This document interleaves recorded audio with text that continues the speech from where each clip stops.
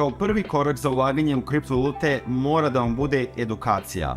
Pre nego što počnete da ulažete, veoma je bitno da razumete fundamentalne, bitne činjenice o kriptovalutama. Koje su razne kriptovalute, šta one rade i koji su rizici sa ulaganjem u kriptovalute. Ja vam toplo preporučujem da krenete sa Bitcoinom. Napravio sam video o njemu pre par dana, tako da link će biti u deskripciji i obavezno pogledajte taj video ako uopšte ne znate šta je Bitcoin i želite naučite. Ja pravim edukativni sadržaj, ali također online postoji mnogo resursa koje možete naučiti još više o svim kriptovalutama. Ja preporučujem Whiteboard Crypto kao neka Wikipedia, enciklopedija za kriptovalute jer imaju stvarno video o svakoj temi.